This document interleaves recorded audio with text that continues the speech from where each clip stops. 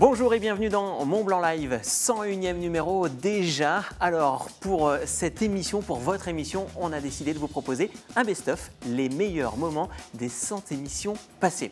Avec toute la bande de chroniqueurs, on va vous proposer les meilleures images. Évidemment, vous reconnaissez tout le monde, Chloé, Clémence, Claire, Cédric, Aurélie, Greg. On n'oublie pas tout au fond Romain et puis on termine évidemment par Marine. Alors Mont Blanc Live, c'est avant tout une émission de découverte et même d'action. On vous a réservé les meilleures séquences, les meilleurs moments en ski, en pente raide, en wingsuit ou encore en vitesse. Regardez, ça se passe ici. J'avais de la peur en moi, une grosse dose d'adrénaline. Et puis tout ça mélangé, puis ça venait d'arriver mais t'en reviens toujours pas. Du coup, oui, je me suis demandé si j'aimais ça. Je sais pas comment expliquer, c'était juste... je n'arrivais pas à retrouver le sentiment que j'avais à ce moment-là. De peur, de fierté, d'excitation. Il y avait un peu tout qui se mélangeait en même temps et c'est incroyable comme sensation de ce qu'une montagne peut procurer comme sensation.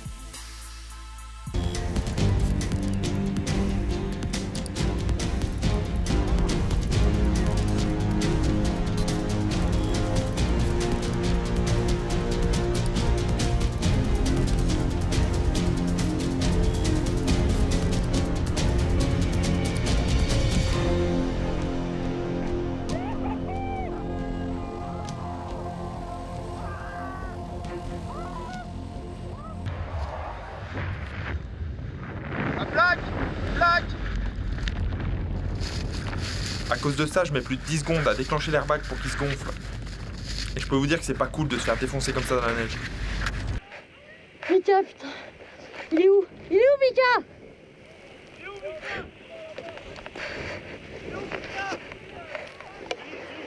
Reste. Est-ce que t'as vu Mika? Non, je l'ai pas vu, j'ai vu que toi. Putain, merde. Mika, là. On est là. Tranquille. Tranquille.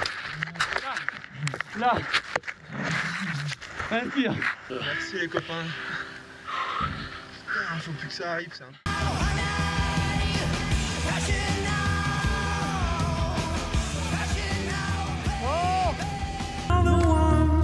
Another you, it's gotta be. Lover said it, you gotta know. I'm feeling love.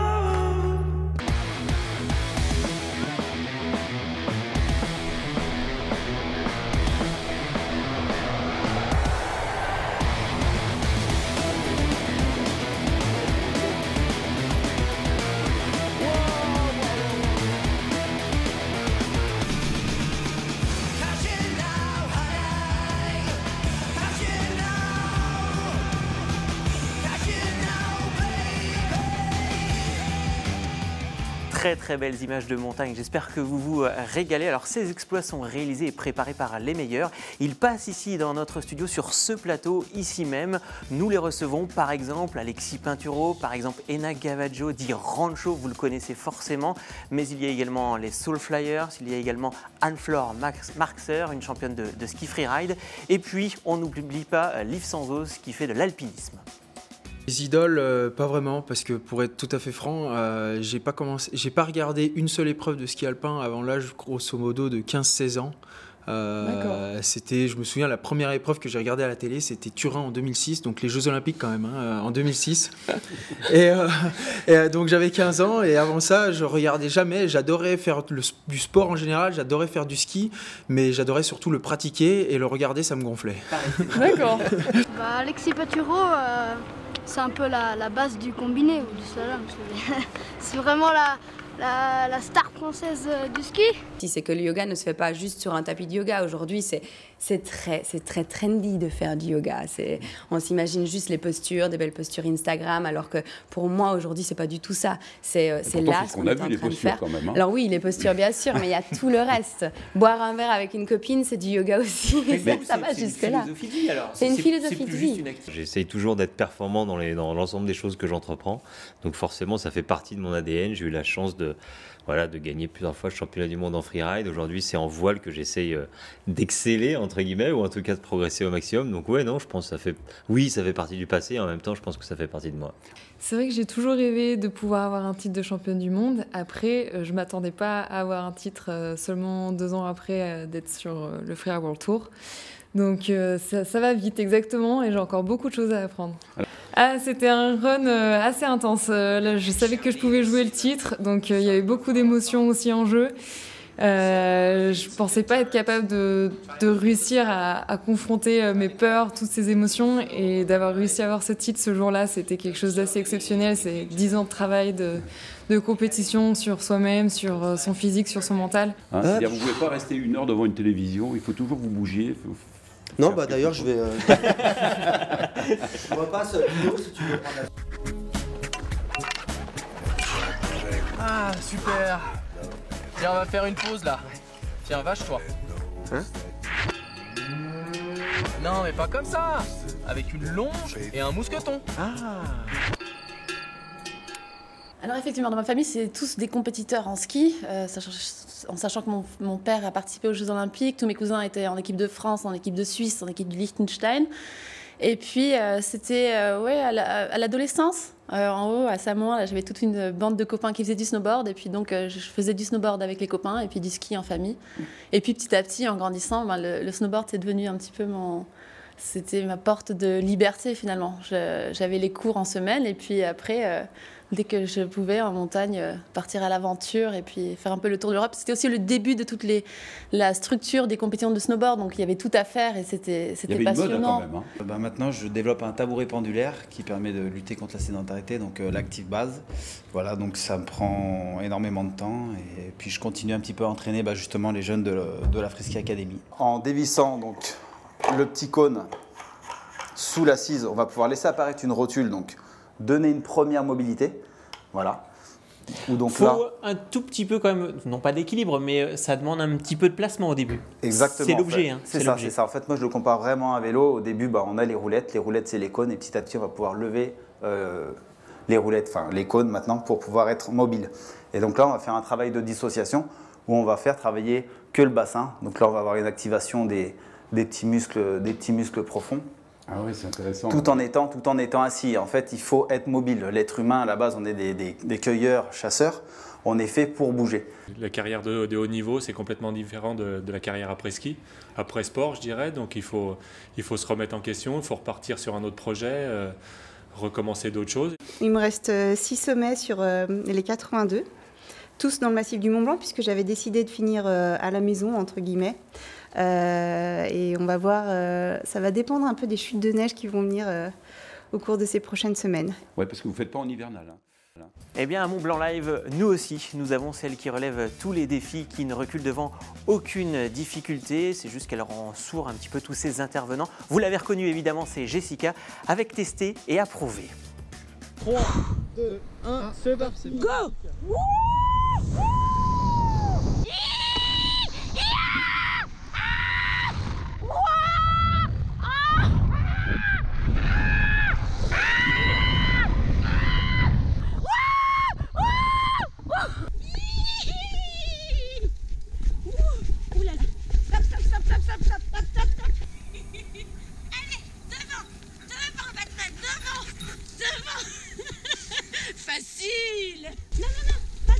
Bon, si je suis en galère, tu viens me chercher. Je viens te chercher. Voilà, tu as tout compris. Bon, je me laisse glisser. Ça y est, t'y es? Ouais, mais je suis tirée. Eh ben, soulève-toi. Je l'ai eu? Non. Oh là là. Ça me... Ah, mais c'est comme ça que Martin, il dit rien, lui. Martin, il dit rien? Non, il est peut-être pas dedans, même. Oh non, non, non. Est-ce que tu lâcherais pas tout pour voir comment ça tient là? Non, je lâcherai pas tout là. Courage et la frousse. Allez, courage. Purée. J'ai pas envie de me faire remarquer par les chiens. Ça va vite. Il y a eu but. J'ai marqué. Ouais, j'ai marqué. J'ai marqué. On a le droit, hein. Fais ça un peu comme ça. Arrête, il me donne des coups. Et 5, 4, 3, 2, 1, c'est parti.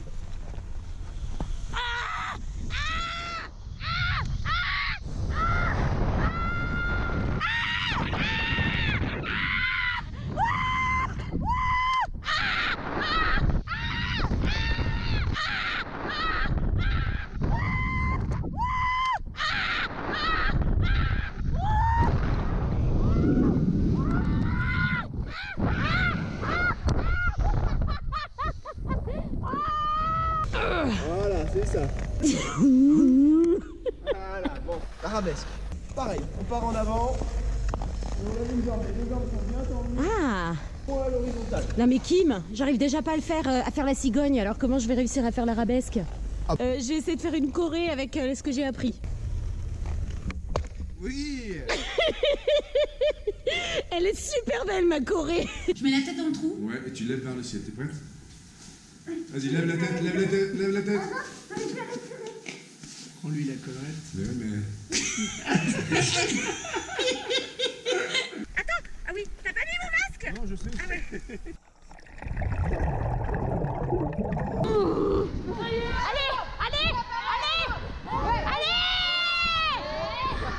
Celle qu'on empêche de passer, c'est la bleue qui a une étoile sur son casque là-bas. Elles empêchent de passer la nôtre. Donc nous, il faut qu'on aide la nôtre à passer et qu'on empêche l'autre de passer. Elle risque de bien nous encuisiner. Ok? J'ai rien compris. C'est pas grave. Tranquille, un bat.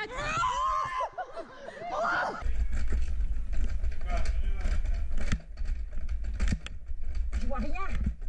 Oh putain. Oh putain, je vois rien. Oh putain, je vois rien. Oh, oh, oh je vois rien. Oh, je vois rien.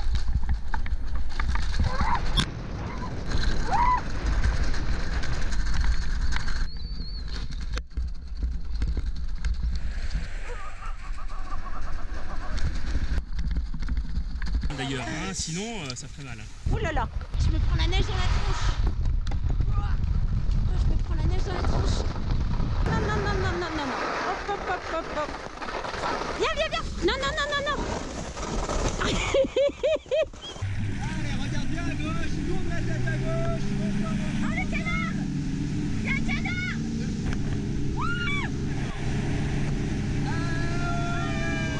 Allez, appuie sur la jambe avant à fond. Regarde. C'est géant, Freddy. Wow.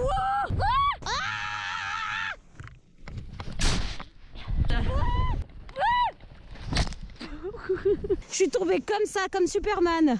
Ouais, je sais pas. Je dirais plus comme une merde.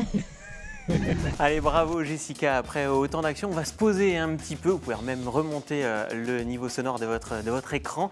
On va maintenant rencontrer les légendes de la montagne, les grands noms de la montagne. Par exemple, l'alpiniste Christophe Profit, par exemple, le cinéaste René Vernadet ou encore Catherine Destivelle, que vous connaissez forcément. Je suis devenue une professionnelle de l'escalade de la montagne. Et puis ensuite...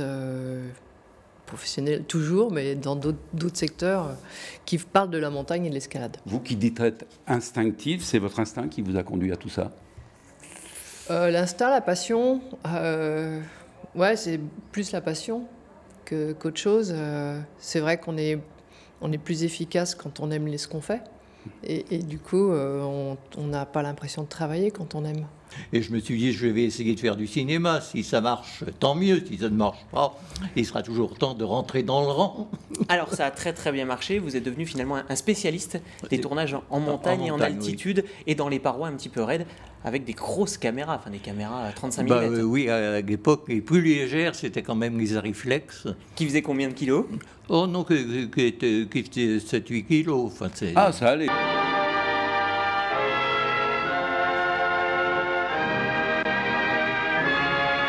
Nous avons le plaisir d'accueillir l'éternel Régis Roland. Ça fait plaisir quand on dit que vous êtes déjà une légende, Régis? Ouais, ça fait. J'ai l'habitude. Donc après, voilà, quoi, c'est toujours sympa. J'ai fait 6 films en 6 ans. donc de 83 à 88. Et c'est vrai que ça a changé un petit peu la façon de rider en montagne. On a un petit peu démystifié les pentes. On était sur des engins qui permettaient d'aller très vite en poudreuse, hein, donc monoski, snowboard. Et c'est vrai qu'on a été des moteurs des nouvelles glisses finalement.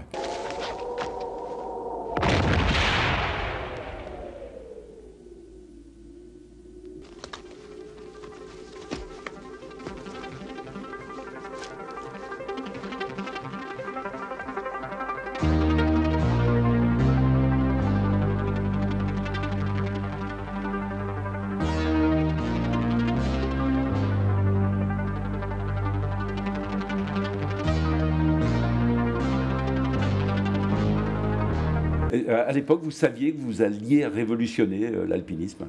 Je ne pensais pas que ça me donnerait une aussi belle expérience pour vivre ma passion ensuite, qui est le métier de guide. Et c'est vrai que sur le coup, quand je me suis retrouvé seul dans les drues ou seul dans la façon des Grandes Jorasses, j'imaginais pas tout le bonheur que je pourrais en tirer des années après, les années qui ont suivi, les années 90, 2000 et encore maintenant. Ça, je ne l'imaginais pas du tout.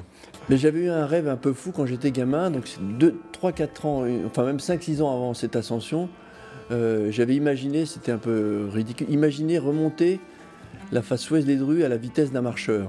C'est pas facile de sortir d'un univers aussi passionnant quand on fait une carrière de haut niveau, c'est qu'on a ça dans les tripes. Et d'avoir quelque chose qui vous anime au quotidien pendant une quinzaine d'années, c'est fantastique. Surtout vous êtes entouré, hein, tout le monde. On est très entouré, c'est fantastique. Forcément, on vit un rêve éveillé. Mais maintenant, le rêve, hein, forcément, même les bonnes choses ont une fin et il faut que ça passe à autre chose. On sait être très sérieux à Mont-Blanc Live, mais cela n'empêche pas aussi d'être détendu, évidemment. Alors, il y a quelques moments d'humour, et puis il y a aussi quelques ratés. Ça arrive de temps en temps, pourquoi pas. Je vous laisse regarder, ça se passe là, mais moi, je préfère pas les revoir, ces moments-là. Regardez. Donc, j'ai synchronisé préalablement les deux sacs à dos. Donc, il y en a un qui va tirer, et il peut effectivement... les deux se déclenchent en tir. Il y en a un qui tire, ça déclenche. Il y en a un qui tire, et les deux... Shifumi. C'est pierre, feuille, ciseaux. Ouais. Pierre, feuille, ciseaux. Ah, ça veut dire que c'est toi qui as gagné. Tu choisis si tu tires ou si je tire. Je vais vous laisser tirer, Julien. Ça part, bordel! Et voilà. Et ben voilà. Adieu, Sébastien. Voilà. Sébastien, ça n'a pas déclenché. Ça devait marcher comme ça. Allez, tire la cornette. Allez.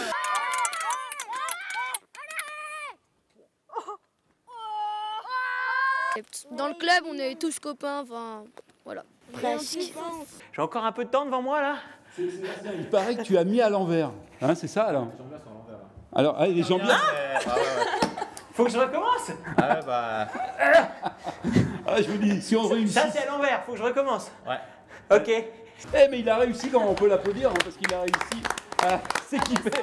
Mais est-ce qu'il va réussir à descendre les marches? Ça, c'est pas si... Bah, je me suis trempée dans la neige. Je vois rien. Je vois rien. On arrive à bien les faire mordre au niveau de la passion. Ils aiment le ski, sont tout le temps prêts à aller faire de la poudreuse. C'est le fuseau Fusalp, puisque la marque a fait sa renommée grâce notamment à ces vêtements qui équipaient les compétiteurs dans les années 60. On voit ici le trou qui permettait de faire passer le crochet de la chaussure de ski. Donc vous voyez, il est très proche du corps. Ce n'est pas parce que j'ai abusé de la fondue cet hiver, n'est-ce pas? Je vous vois sourire. Claudia, est-ce que c'est pas une station formidable parce que justement vous avez gagné là-bas? Oui, c'est vrai que c'est ancré dans mon cœur. En plus, c'était avant Noël. C'était vraiment le bon cadeau de Noël. Ah, il a osé le faire, hein. Et voilà, le look des années 90. Alors, j'ai trouvé une combinaison du plus bel effet. Faut que je rentre dedans, attention, il y a un petit défi quand même. Ah, faut serrer, serrer. Voilà ce qu'on mettait dans les années 90. Oui, mais vous savez qu'aujourd'hui, on les refait de façon très élégante. Exactement. Alors, ce type de combinaison, réglez votre téléviseur hein, si vous avez besoin au passage pour les couleurs. Il y a d'autres disciplines justement qui vous procurent cette adrénaline? Je fais du tricot, mais non. Si on faisait 2 pas et se jeter par terre. Donc vous étalez sur le matelas. Oh, mon Dieu. C'était énorme. Bah alors les petits gars, c'est quand même pas trop compliqué de passer au travers d'une porte. Voilà, mais c'était pas plus dur que ça. On a un petit matelas, on a tout confort. Il s'est préparé. Il faut vraiment être éveillé. Bravo Justin. Donc on s'est sacrément marré pendant un moment, parce qu'en plus je suis arrivée bonne dernière, je suis arrivée en courant, crochet ouvert. Sur la piste, il y avait plein de monde et elle a croisé ses skis, elle a mordu sur le côté et puis voilà. Le sport, ça creuse, hein, évidemment. On a retenu les Soul Flyers dans cet extrait. On a retenu évidemment Ena Gavaggio, Rancho qui est passé sur le plateau. Alors le sport, je vous le disais, ça creuse. Cédric Mouton est lui régulièrement sur le plateau ou dans son téléphérique pour nous proposer un produit, une idée de recette, une astuce de cuisine. Et depuis le mois d'octobre, le moins que l'on puisse dire, c'est qu'on n'a pas vraiment maigri. Hein. Eh ben ça marche. Alors, ok, il est un peu bruyant. C'est son seul inconvénient. Ça y est, c'est fait, hein, Cédric. Hein. Voilà, avec des assiettes chaudes de velouté de petits marrons. Il paraît que c'est la recette idéale pour les skieurs de l'extrême. Et une assiette une petite part. Cédric, vous aimez les desserts ou pas? Ouais, je suis très gourmand, je goûte à tout. Il y a d'autres gourmands sur le plateau quand même, je tiens à le signaler. Il y a d'autres gourmands. On va commencer par déjà des pommes de terre. Ensuite, on va prendre la petite astuce de Mémé Germaine, c'est la carotte. On aura besoin Mémé Germaine, c'est qui Mémé Germaine? Oui, ma grand-mère. Mon sirop est cuit, je vais le passer comme ceci, vous voyez. J'enlève toutes les petites branches de sapin. Je vais récupérer mon sirop. Vous voyez, regardez comme il est beau, il a une belle couleur dorée. Le Mont Blanc, il y a de la meringue, il y a de la crème de marron et il y a un petit peu de chantilly aussi. Allez-y, vous allez nous dire. Alors déjà, première remarque, hein, c'est vrai qu'il y a la crème chantilly. Un petit morceau, regardez. Donc si vous allez dans la vallée des Arabies... Je passe mon tour, c'est pas la saison pour moi. Ah oui, non, elle pas un petit quand même. Je sais que vous êtes végétarienne. Hein. Ah oui, végétarienne et gourmande. Ce qui veut dire ça n'empêche pas les desserts. Ah bah non, absolument pas. Bon, on vous offre une part. Allez, regardez, celle-ci par exemple. Plaisir, ouais, je veux bien. Là, je mets maintenant mon jus de citron. J'ajoute ma cannelle en poudre. Généreux hein, en cannelle, comme ça on aura bien du goût. Un petit peu de sucre. Le petit peu. C'est une tonne. Ouais, ça c'est un petit peu. Eh oui. Allez, un petit peu d'eau. Pourquoi? Pour faire gratiner ou quoi?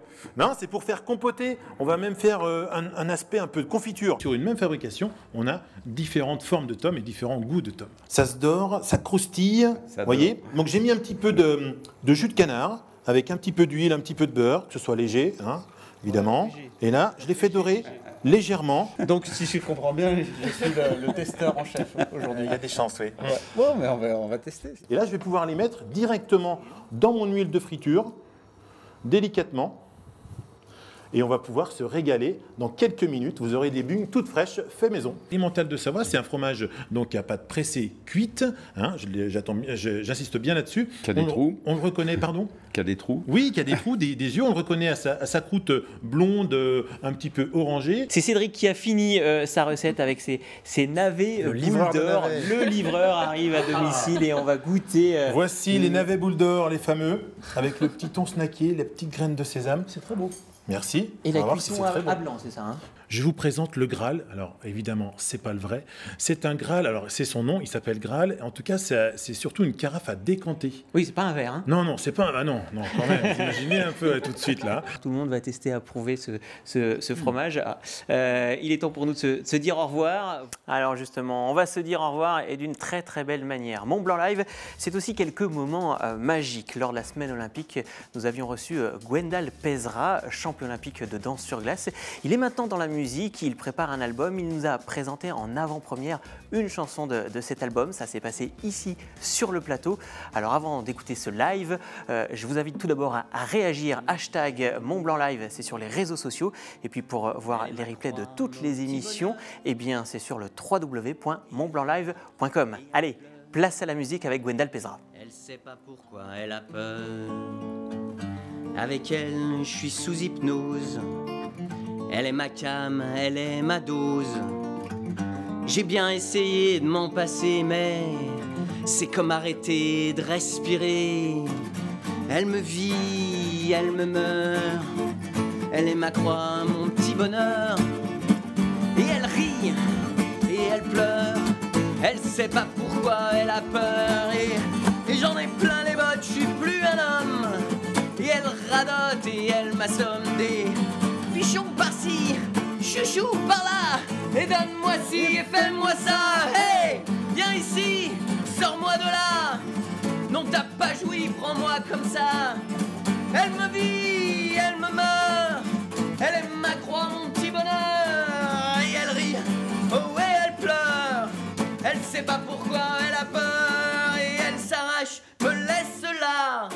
me fracasse mais rien ne s'efface, ni de ses cris, ni de sa voix. Hé hé,